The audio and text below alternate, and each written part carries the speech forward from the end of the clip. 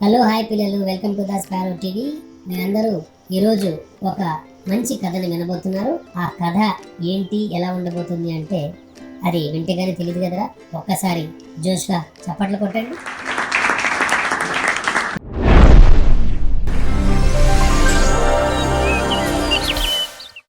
అనగనగా ముత్యాలపల్లి అనే ఒక చిన్న గ్రామం ఉంది.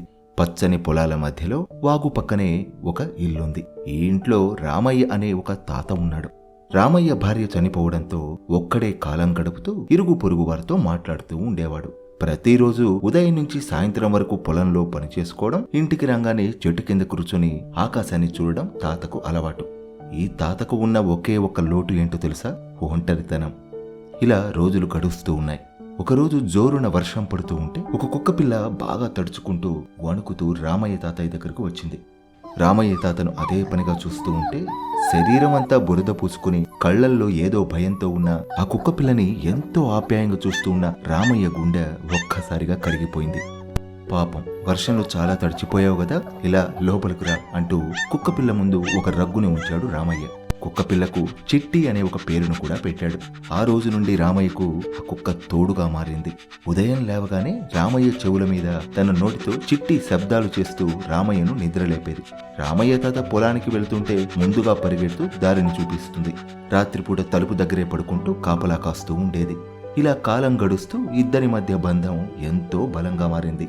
రామయ్య ఎక్కడికి వెళ్ళినా చిట్టి తన వెంటనే ఉండేది. గ్రామస్తులు అంతా వీరి మధ్య ఉన్న ప్రేమకు ఎంతో ఆశ్చర్యాన్ని వ్యక్తం చేస్తూ, రామయ్య, మీ ఇద్దరు ఒకరిని విడిచి ఒకరు ఉండలేకపోతూ ఉన్నారు. నీకు కావాల్సిన సహచరుడు దొరికాళ్లే అంటూ ఉండేవారు. ఒకరోజు అర్ధరాత్రి సమయంలో ఇంటికి దొంగలు వచ్చారు. మన రామయ్య తాతయ్య ఏమో మంచి నిద్రమత్తులో ఉన్నాడు. చిట్టి గట్టిగా అరవడం మొదలుపెట్టింది. ఈ చిట్టి అరుపులు విన రామయ్య తాత ఉన్నట్టుండి ఊరెక్కిపడి ఒక్క ఉదుక్కున మంచంపై నుంచి లేచి గబగబా పరిగెత్తుకుంటూ వచ్చి ఆ చిట్టి పెద్దగా అరుస్తూ ఆ దొంగలపైన దూకుతూ వచ్చిన అందరినీ తరిమి కొట్టి డబ్బు నగలతో పాటు తన ప్రాణాలను కాపాడిన తన చిట్టిని తన గుండెలకు గట్టిగా హత్తుకున్నాడు రామయ్య. ఈ సందర్భంలో ఒక్క ఆలోచన రామయ్య మదిలో ఇలా వచ్చింది: మనిషి మర్చిపోయినా జంతువు మాత్రం మర్చిపోదు. మనం ప్రేమ అందిస్తే ఈ జంతువు అదే ప్రేమను 1000 రెట్లు తిరిగి ఇస్తుంది. ఆ రోజు నుండి చిట్టి కేవలం మిత్రుడుగానే కాక తన కుటుంబ సభ్యుడిగా మారిపోయింది. పిల్లలు, కథ అంతా విన్నారు కదా. ఈ కథ ద్వారా మనం గ్రహించాల్సిన నీతి ఏంటి అంటే, ప్రేమ అనేది రక్త సంబంధంతో మాత్రమే కాదు, హృదయ సంబంధంతో కూడా ప్రేమ పుడుతుంది అని. మనిషి జంతువుల మధ్యన కూడా నిజమైన అనుబంధం ఏర్పడుతుంది.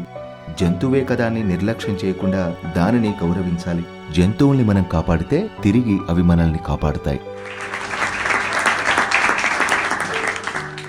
అదిరా పిల్లలు, మరొక చక్కటి వీడియోలో మళ్ళీ ఒక మంచి విషయంతో మళ్ళీ కలుద్దాం. అంతవరకు stay tune to the Sparrow TV. Take care, bye bye, love you all.